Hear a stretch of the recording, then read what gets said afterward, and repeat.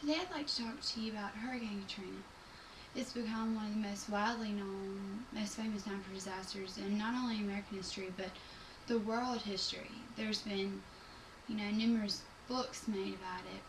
There's been the most famous documentary was Spike Lee's documentary on when the levees broke, talking about the levees in New Orleans and how they blamed those levees for breaking for the entire disaster.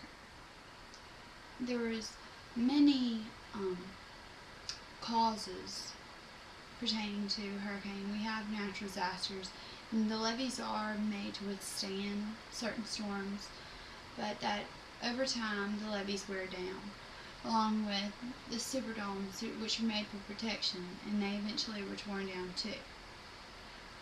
The nature of the hurricane, winds got up as high as 175 miles an hour. Before the storm even hit on August 29, 2005 on a Monday, the day before, it was a Category 5 storm. A Category 5 is the highest storm category for a storm. And when it hit land on August 29th, it was a Category 4, or some called it just a very powerful Category 3. The waters rose on land from 6 to 12 miles high. Over 80% of New Orleans was covered in water. That's where, when you look right here on the poster, it says New Orleans, and it was known as the drowning city. And in Spike Lee's documentary, When the Levees Broke, it talks about that, it claims it. And it shows all the different parts of New Orleans that were underwater. It shows your live footage from the newscasters to victims, from little children being lifted up in crates to helicopters to escape the storms. And just massive amounts of damage were done.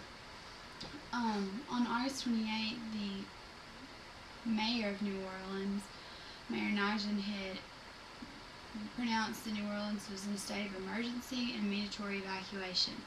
Although some seemed to have stayed, which led to an increase in casualties, most fled to the Superdome in New Orleans, which did protect, but the roof ended up being torn off in some parts.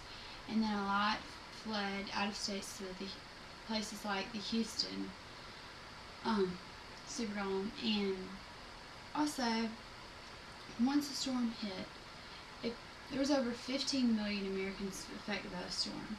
Not only just the victims in the Gulf states, mainly Louisiana, Mississippi, but also any of those affected by our increase in gas prices, which is just continually going up. The economy is steadily, we're in a recession still. All those who had to evacuate, not only the victims that had to evacuate, but all those who were affected with refugees coming into our cities. It caused, everyone's crowded, bumper to bumper traffic, an increase in wrecks, just affected the whole nation as a whole. And even those drinking water, because we get our drinking water from, ocean stuff, and everything was affected.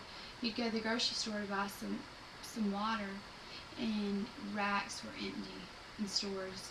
You could not find supplies you needed. Over 400,000 jobs were lost from the damages. Businesses were destroyed, so there was nowhere else to work.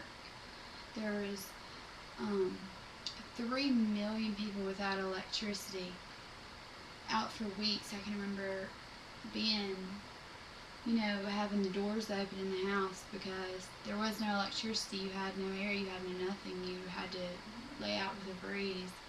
There was no water pressure to be able to, take a nice shower.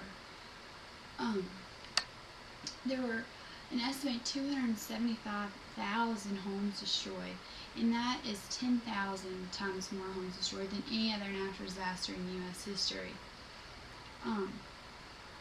The impact it had on actual citizens was, sadly, the death toll ended up being 100,836 people, with the most amount being in New Orleans, who lost on its own 1,577 people. And Mississippi came in second with a 238 death toll population.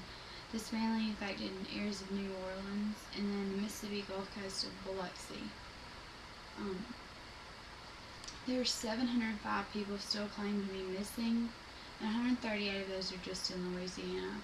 People that were never found. They still have victims that go back looking for family, hopes, prayers for their mom and children, and they're nowhere to be found. Another impact that the storm had on the citizens was it caused people to develop an even more animosity towards the government. There were all over national TV, even celebrities spoke out, like Kanye West made the quote that President Bush did not care about the black people. If people did proper research, they would see that the Bush administration gave $105 billion alone just to help repairs and damages. Not to mention the $500 million donation from Kuwait. This has been the most costly hurricane in U.S. history, which totaled $81.2 billion in damage, when the next in previous history, the most expensive had been Hurricane Ike, with a record of $29.6 billion. Hurricane Katrina has left. We're still searching for ways to repair the damages today. It will take years for us to be able to repair. Biloxi is being rebuilt, New Orleans is being rebuilt, but it will never be forgotten, and the victims are still with our thoughts and prayers. And we continue to search for those and rebuild and prevent. We've used modern technology to prevent levees from breaking, so to speak, like that.